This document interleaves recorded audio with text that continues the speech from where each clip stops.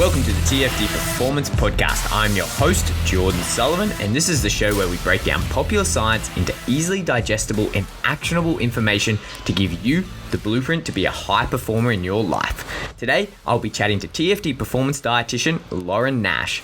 Loz is our go-to when it comes to all things strength sports, endurance, medical nutrition, and many other things, and I could not think of a better person to do today's episode with. That is because today, we're going to be talking about all things gluten and all things celiac disease, a condition that Loz lives and thrives with every day.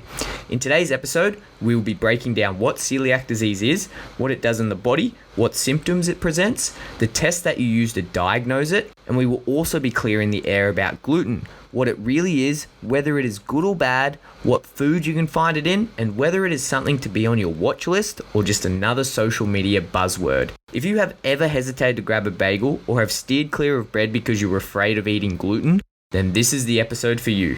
Let's get to it. All right, back for another episode of the TFD Performance Podcast. So again, today we're going to be talking to another member of the TFD team. In this podcast, we want to break down a lot of the popular science that you guys will be hearing. Every time you scroll on social media, there's always a new fad. There's always something new popping up in nutrition science, and we want to break that down and simplify it. Today, I'm joined by the newest member of TFD. We've got Lauren Nash. Lauren, thanks for coming on. No worries. Thanks for having me. It's the first time we're chatting on the podcast, at least. So just to give a little bit of context, a little bit of info about yourself for the listeners who might have been listening for a while. Loz, tell them a little bit about yourself. We're in an elevator. We're going from bottom floor up to the 6th floor. We've got 45 seconds. Give us the elevator pitch. Oh my gosh, 45-second elevator pitch. Okay, well, lucky I'm a fast talker naturally, so that's probably going to go in my favor. But yeah, hey, I'm Loz. As Jordy said, newest member of TFD and the only celiac member. Just sorry to preemptive what our topic's going to be today. But yeah, I've been a part of the team for a few months now. I love CrossFit, dabbling in endurance sport. But yeah, pretty much my side of things, strength and conditioning. And yeah, I'm a CrossFit enthusiast and an endurance wannabe. And yeah, just happy to be here and talk to you today, Jordy. Hopefully not too fast either, because I love to spitball really quickly. I actually timed that. You did that in 32 and a half seconds. So it was pretty good. That was pretty good. But let's get straight onto the topic, what we want to talk about today. So we want to keep this short. We want to keep it succinct. We want to give you guys all the best information. This is a topic. I think I probably still get this question probably 3 to 4 times a week when we do our weekly Q&As. And that's all about celiac disease. It's all about gluten intolerance, about gluten, what exactly it is. And there's no better person to break this down than Loz, because as Loz says, she is celiac. She is an athlete. She trains. She was kind of being a bit modest there. She trains like a mad person, does a lot of CrossFit. She did a sprint triathlon with no endurance background, really, never even running. And she just did it. And she did it in like 45-degree weather up in Mount Isa. So she's being pretty modest there. But Loz, I'm going to hand this over to you. And I want you to break down for the guys listening, celiac disease, gluten intolerance. What is the go with it all? Break it down for us. Yeah, for sure. I think it's a good topic to talk about because, as you said, you know, it's such like a hot thing, such a fad diet. Everyone's like, oh yeah, I'm gluten-free. Oh, gluten's bad for you. And I think that largely celiac disease is a pretty misunderstood condition because of all that, you know, like it's super popular. And I think the diet itself kind of just gets thrown around and used kind of inappropriately. So I think if you're listening and you've kind of probably had those thoughts before, you know, like, oh, is gluten bad? Oh, my friend is gluten-free. Should I go gluten-free? Or if yourself, you have celiac disease, I think this is probably that for you because, yeah, I think there's a lot of misinformation out there, you know, with all types of diets, but I think especially with gluten and with celiac disease. So just having that, you know, a better understanding of what it actually is and being more informed is going to be super important. So I think, yeah, if you're curious, tune in. It's going to be quick and you're going to finish this podcast knowing a lot about celiac disease and gluten. And you can tell Karen at the cafe next time that, you know, you don't have to order the gluten-free bread because it might not actually be an issue. So I guess I'll probably just start by saying what actually is celiac disease. So celiac disease is an autoimmune condition. So pretty much your body detects gluten and it attacks it because it thinks it's a foreign kind of body. So gluten is actually a protein. It's found in things like wheat, barley, rye, oats, spelt. So it's not this thing that, you know, is a devil, like makes you fat. It's gluten is in itself is actually a protein. So what happens inside the body if you have celiac disease and you're consuming this gluten is your body starts to attack its own cells. So once you have the gluten and it gets into your small intestine is lined with these little kind of finger-like projections, and they're called microvilli. And what they do is they line your small intestine and they help to pull in all the nutrients from the food that you eat. And with celiac disease, your body starts to attack these little cells. And over time, they get inflamed and they're destroyed and they flatten. So this is what they should look like. And depending on the severity of the inflammation, it starts to look like this. So obviously, this isn't favorable for absorbing all those nutrients from the food that you're eating. So over time, all those nutrients that you're trying to absorb from your food just passes straight through. So pretty much celiac disease is inflammation and damage of the, it causes damage, to the lining of your small intestine. So naturally, because of what I just explained, it's really common to have nutrient deficiencies because everything's kind of just passing through instead of getting absorbed through the small intestine, through the gut and into your cells. So I think people, sometimes don't actually know what celiac disease is. So there is a difference between, celiac disease or maybe just having an intolerance as well. Loz, if we're going to break that down and then quickly summarize that for the guys listening. So gluten itself is a protein that is contained in food. If you are celiac, you cannot absorb that protein. And so when you eat those foods that contain gluten, it goes through and there's this part in your small intestine called your microvilli, which are responsible for absorbing it. But because you have a deficiency in these microvilli and they don't work properly, you actually end up flattening them, as you're saying. And then, as you're saying as well, that'll cause hindrance if you're absorbing other micronutrients that are going through your small intestine. I guess let's wind back one little bit. First question, gluten foods. If people are eating foods that are high in gluten, what are they? What are they going to be eating? And then they're all complaining about that they've got this tummy ache if they're celiac. Yeah, for sure. So gluten is found, I think the obvious things are bread, pasta, cakes, biscuits, all those things that kind of use flour. And sometimes that's where people forget, okay, just gluten is just pasta and it's just bread. But gluten's actually found in oats as well. It's found in barley, it's found in rye, it's found in spelt. So people are like, yeah, I'm going gluten-free, but then they still have spelt bread. But gluten's actually found in a variety of these grains. So it's also found in kind of hidden things as well that you probably wouldn't think, like beer actually contains gluten, Milo powder, random things like that, Vegemite. What else is gluten in? So soy sauce. So it's not just, the bread and the gluten. Obviously, it's really common in those type of grain foods. But yeah, it's also found in a lot of other things and also pre-made sauces. Sometimes glucose syrup is made from wheat. So yeah, there's actually a lot of things that gluten's found in, unfortunately, not just the bread and pasta. When you got your diagnosis with it, because it was fairly recent, hey, like yours came on like not too long ago, right? So you went like quite a long time eating gluten foods. What were kind of the symptoms and that brought it on and made you go, oh, there's something going on here? Well, for me, it was actually a total shock because I actually had no symptoms that I knew of. I think so the common symptoms with celiac disease is, you get that stomach pain or cramping or bloating. You feel quite sick in the stomach, but I actually never had any of that. I've eaten bread and pasta and everything my whole life and I never had that symptom. But for me, my symptom was actually chronic low iron. So as I mentioned before, your body can't absorb all those nutrients properly and without realizing that was actually my symptom. So chronic low iron, I was doing all the right things. I was eating my eating red meat and I was taking an iron supplement for a long time as well, but nothing was improving. So yes, unfortunately, my only symptom actually was just low iron. Is that fairly common, Loz, for females or fairly common as a side effect for celiac? Yeah, it is. It's one of the less obvious signs of celiac disease. I think, people will, as I mentioned, commonly associated with like the stomach upset, but, there's also fatigue, maybe unexplained weight loss, troubles concentrating, and all these things can also even come from those micronutrient deficiencies as well. And celiac disease, it's pretty common, but, when I found out, I was like, well, this is crazy. I did a bit of research and it turns out that around 80% of people that have celiac disease are actually undiagnosed because of similar, less obvious symptoms like the iron deficiency, because it's super easy to brush over things like that and maybe blame it on something else, like not getting enough from your diet. So it is actually a really common symptom of celiac disease that I think gets overlooked. So if guys are listening to this, you said the obvious things that you'll get is obviously this the stomach indigestion and the pain, even the cramps. You could even be getting things like diarrhea or things like that. What other micronutrient deficiencies could be occurring? Say if it is iron, or that other things that could be happening because you're inhibiting the absorption of certain nutrients in that small intestine? Yeah, for sure. So iron is just a common one. Things like vitamin D, calcium, vitamin B12, folate. I think a big issue with, calcium and vitamin D deficiency then is it kind of increases your risk of osteoporosis and issues with your bones later on as well. So that's actually a long-term kind of consequence of untreated celiac disease as well, because that chronic nutrient malabsorption kind of leads to issues on the back end. So, of course, iron's a common one, but yeah, things like vitamin D, your calcium, folate, all of those things also you're at risk of being deficient in.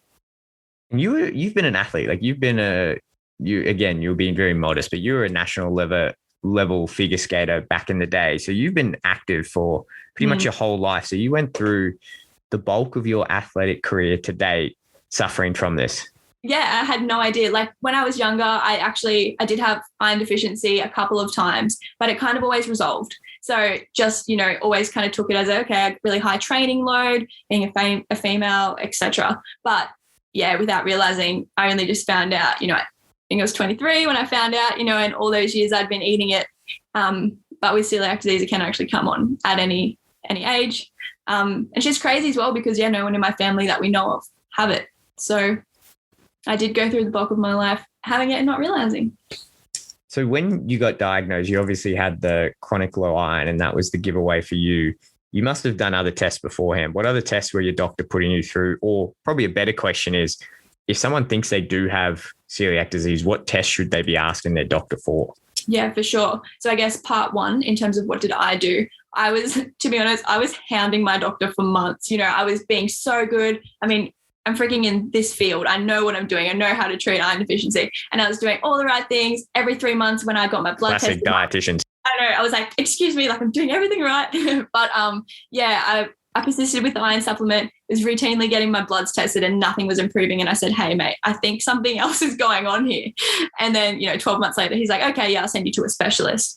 Had that meeting with the specialist and he said, look, we'll run you for some more tests, but you're either going to come back positive celiac disease or you have some form of gastrointestinal bleeding. And I was thinking, kind of don't want either of those things, but going to be funny if I have celiac disease, like quite ironic.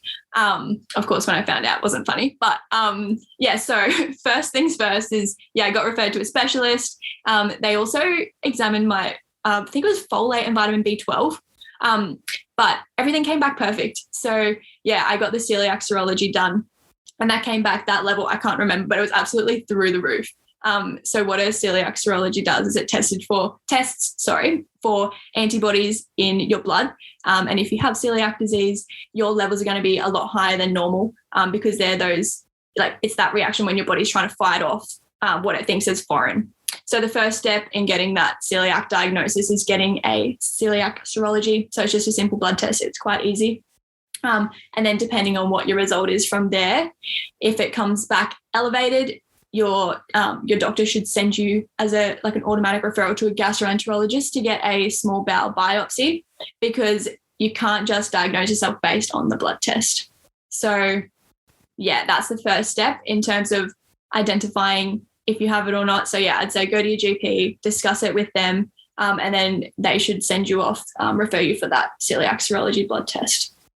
So first point of call, symptoms, some may be obvious, some may not be. If you think something's up, go to your doctor, get the serology test. Even if that comes back, then you go to the gastroenterologist and you're going to be playing with some tubes, I would imagine. You are, yeah. So the small bowel biopsy, only takes about 10 minutes. Just the tube goes down, takes a little sample of your small intestine. And what that does is, as I mentioned earlier, with, the fingers, like the microvilli, they should look like this, but if you've got celiac disease, probably looks like this. What that biopsy does is it takes a little sample of that lining. And they obviously run it through whatever they do.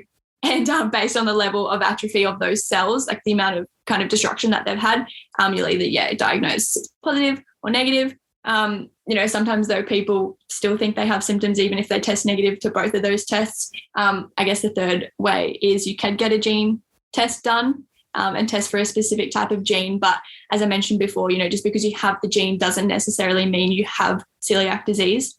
So yeah, they're kind of the three avenues. But I think if you're listening, don't self-diagnose yourself with celiac disease, because you probably do yourself more harm than good cutting out gluten if you don't actually have it. Speaking of self-diagnosis, when I was a student many years ago doing I think it was definitely my master's. I'm sure it was in my master's. I self-diagnosed myself. Well, I didn't self-diagnose myself. One of my friends in my class who we used to drive together to this campus that was like an hour out from our main campus where we do like food science and stuff. I was like very, very much into like bodybuilding back then and like very much into like being a bit of a brussword. So I was just constantly eating, but I was like just drinking copious amounts of dairy and having like whey protein all the time. And that poor girl who like used to drive with me, like my bowels were so bad and I never even put 2 to 2. And she was like, you need to go get tested for like a dairy allergy or a lactose intolerance. And then I was like, oh God, yeah, it's probably like lactose intolerance. And then I went and did the hydrogen breath test and boom. So I was never good enough to self-diagnose.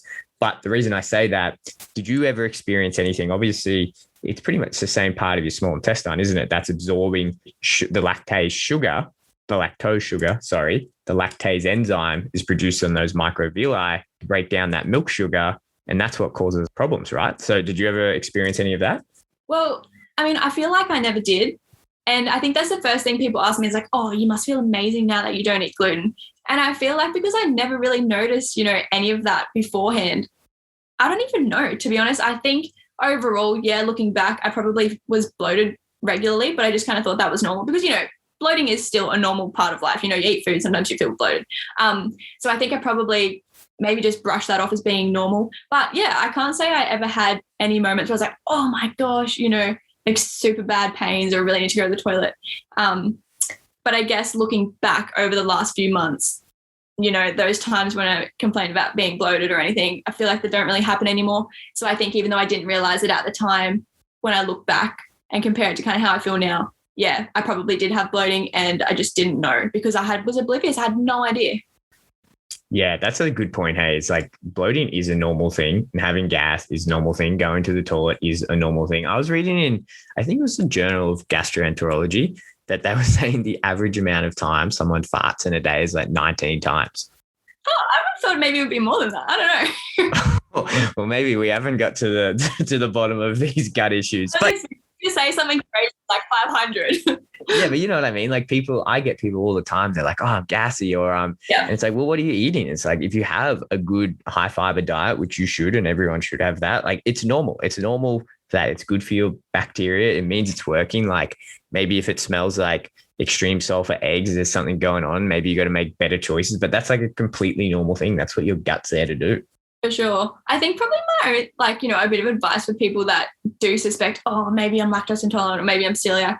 I think, before you jump and go complain to your doctor or something, I think even just checking in with yourself and even starting like a little symptom diary or, just making a mental note of, okay, I ate this, oh, I felt sick. Next day, oh, I had this, oh, I felt sick. Because then I think, if you can kind of pinpoint those times when you had something and it made you feel bloated or it made you feel sick, over time you kind of start seeing a trend instead of just automatically, oh, I had bread.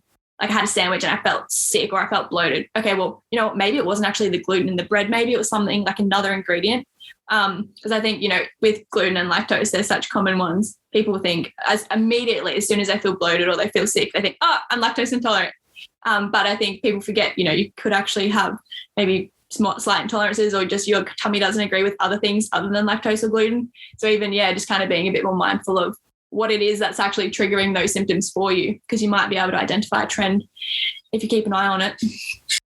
Yeah, we're definitely going to cover this in another podcast when we talk more in depth about FODMAPs. But when I was working at a sports clinic before the years of TFD, I was doing a lot of the gut health and IBS symptoms. And I would say probably 90% of the people that came in who thought they had gluten allergies and were symptomatic. It was always like beta fructans, which is something we'll talk about in the FODMAPs thing. It's just it's the carbohydrate part of a lot of these gluten foods. So it's not actually the gluten. So stop giving gluten such a hard time. Next thing I want to chat about, Loz, is this is going to be by far something that people are probably going to connect to. They're either going to get really mad or they'll get a lot of information about this, is gluten intolerance. and what is real gluten intolerance? What is not? Can things bring it on? Can you clear out let's just start. What is gluten intolerance off the bat?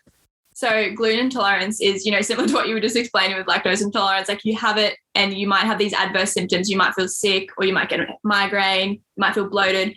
So with gluten intolerance, your body does have a reaction to it. But I think the defining kind of difference between gluten intolerance and celiac disease is gluten intolerance doesn't have any long-term kind of structural implications or damage. Because with celiac disease, your body's actually being damaged by consuming the gluten. Whereas with gluten intolerance, obviously, yes, your body doesn't agree with it, but it's not causing that kind of long-term structural damage to the lining of your small intestine. So I think with gluten intolerance, it's like, can I tolerate that croissant? Like, it's going to make me feel sick, but at the end of the day, it's not going to really do any severe harm. Whereas if you're celiac and you have that croissant, regardless if you have symptoms or not, the damage is going on inside. So I think, not discrediting gluten intolerance because it's still awful to feel like that when you have a certain type of food. But yeah, the biggest difference between gluten intolerance and celiac disease is that, yes, you might get symptoms that are triggered by having gluten, but you don't have those kind of serious implications going on inside in terms of the damage to your small intestine.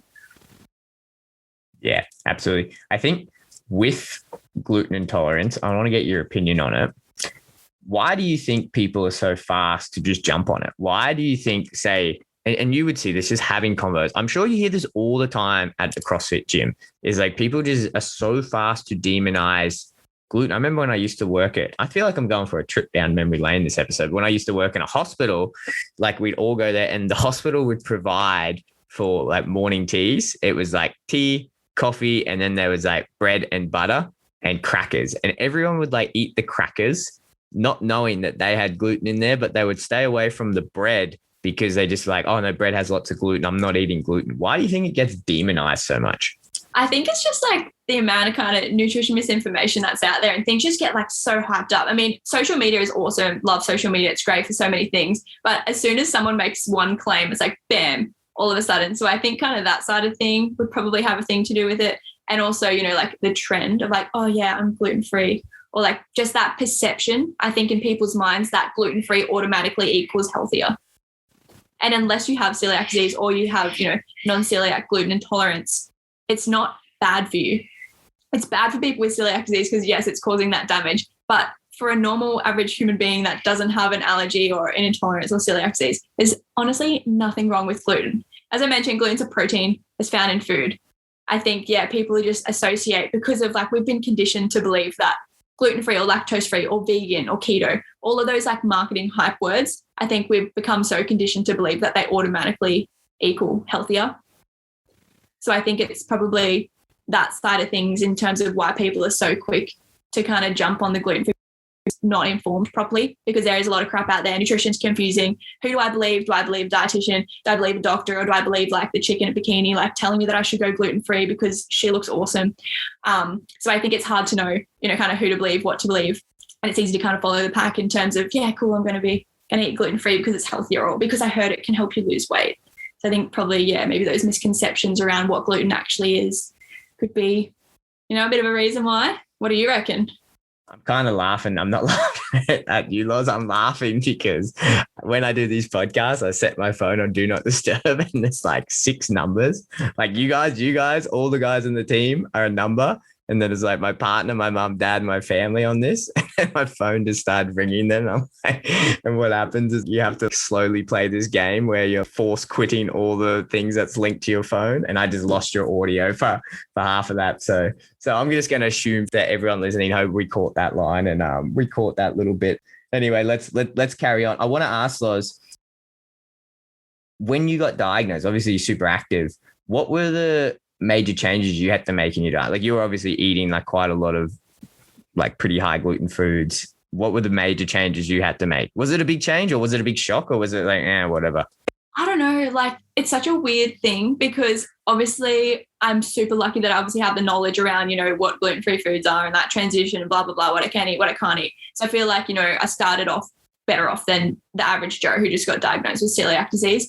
But even with that knowledge, I did struggle because I didn't realize kind of how big it was going to be. Every morning for breakfast, most times I'd probably have oats or I'd have a bagel.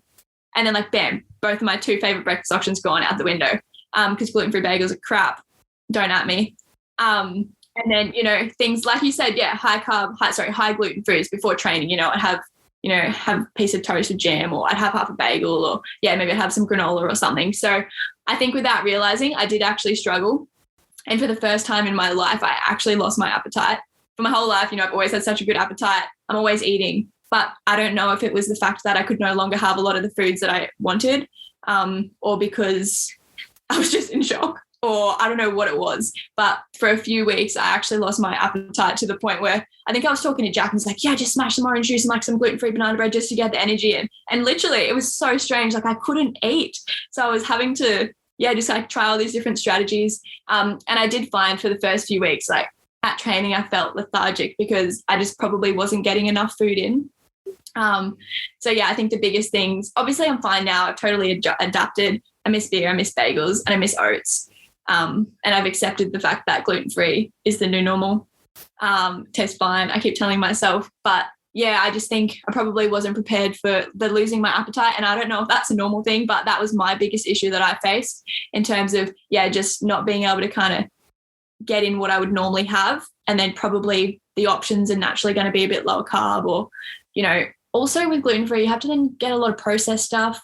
You can't just go to any bakery and get some nice fresh bread. You have to get like that crappy processed stuff that costs you $100, and the pieces are like this big. I think intake really decreased. I felt pretty lethargic, pretty tired. And like, I don't even know if I should say this because people are like, oh yeah, gluten-free, you lose weight, blah, blah, blah. But I didn't want to, and I lost weight because I was struggling to eat, which is, pretty crazy. And I just didn't really expect that. Yeah, such a good point. Hey, it's because a lot of those foods that we use to fuel our athletes, or all these foods that have gluten in them. And I'm sure you see it in the CrossFit, like in the combat sports world. The endurance world, I find, is not so bad because everyone, and you're doing this train now, you realize like you just burn so many calories. I feel like you just don't care. Like you just eat it because you have so many calories to get back. But a lot of the weight category sport athletes and CrossFit guys, anything to do with like body physique, are so sensitive to the topic of gluten. We're coming up on time here. I want to finish this with just a couple of questions. Gluten, is it bad? In your opinion, is gluten bad? Gluten is not bad. Let's stop saying gluten is bad. If you have celiac disease, gluten is bad. If you have gluten intolerance and it makes you feel sick, it's bad. But unless you fall into either of those categories, gluten is good. If you have symptoms, if you're getting a bit of indigestion, if you're getting a little bit of, say, I don't know, bathroom trips, a bit too frequent, bloating, cramping, whatever it is, what do you think is the first point of call before going to gluten and blaming them? What should you actually do? I think first kind of check in with yourself. Like I said, see, is it actually gluten-containing foods, or is it possibly something else in your diet? Otherwise, I would probably go and talk to your GP. They're going to have a good idea, so they can send you for a blood test. By the way, I think something important that I didn't mention in terms of blood testing is if you think you have if you think you have celiac disease and you kind of cut out gluten and then you go for the test, the results are going to be a bit swayed. So if you are exploring celiac disease and you think, okay, I might have celiac disease, make sure you talk to your GP or the person who's doing the test first, because you do need to be having gluten in your diet for those test results to be valid and reliable. So, don't kind of self-diagnose, restrict gluten, and then go to your doctor and say, hey, can I get tested for celiac disease? Because they'll make you go and eat gluten for 6 weeks and then come back and do the test. All right. Very last question. Favorite non-gluten food since having to remove gluten from your diet? Bagels. Bagels. Gluten-free bagels? Oh, wait, sorry. Do you mean favorite gluten-free food? Yeah. Actually, you know what? Controversial, because I never used to eat Weet Bix, but the gluten-free Weet Bix are the best alternative I've had, in terms of like the gluten-free version tasting almost as good as the normal version. I didn't even like normal Weet Bix, but maybe I'm just that desperate now that I have to do overnight Weet Bix for breakfast instead of oats. So yeah, I'd probably say gluten-free Weet Bix. Do you find it's pretty restrictive now? Or is it just more you have to put a bit more effort in, or is it really that restrictive? You know what? At the end of the day, there's definitely so many ways around it. It kind of just forces you to be creative, but you just have to, think a little bit harder when you just want a convenient thing in terms of eating out or just grabbing something from the servo. You definitely have to be a bit more careful and more prepared. I think preparation is key when you're celiac, so that you've always got the right food. All right. And there you have it. All right, let's call it there. I think that's really good. There we go. Cover what gluten is, why you shouldn't demonize it, what celiac disease is, how you diagnose, what the steps are you actually have to go through to do that, the difference between celiac disease and gluten intolerance, and then you get Loz's own experience with it. Loz, final thoughts, final remarks. Wrap this one up for me. What do you want to finish on?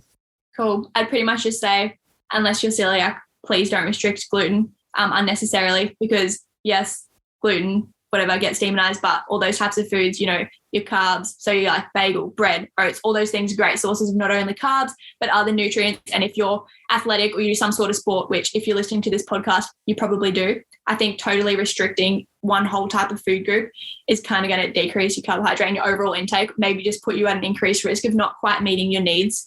Carbs are great. Gluten containing carbs, even better. I would just say, yeah, if you're curious, speak to a GP or a health professional or a dietitian. Don't just do it on your own.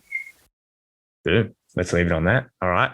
There's another episode. So we'll be back for more. We'll be doing this every week. We'll be breaking down if there's anything in particular, any topic, any fad diet, anything that you've seen on social media and you think, oh man, I want to ask the guys at TFD about that, slide in the DMs and let us know. And we'll do this every week on the week for the indefinite near future. But Loz, thanks so much for taking your time. I'll chat to you next week. Thanks for having me. And there it is, another episode of the TFD Performance Podcast. The cat is out of the bag, and we can confidently say that unless you are suffering from celiac disease or gluten intolerance, then gluten is not something that you need to avoid. In fact, many of our favorite performance foods that we fuel our athletes with are foods that are high in gluten. If it's good for our world champions and Olympians, then it's probably fine for you. If you enjoyed this episode, then be sure to leave us a 5-star review. And if there is anything else you would like to hear us break down, then please send us a message on social media and let us know. This podcast will be available through the podcast app, iTunes, Spotify, YouTube. And if you follow along our socials at _fight dietitian, you can see all of the best bits from our podcast episodes. Thanks for listening in, and I'll see you guys for the next episode of the TFD Performance Podcast.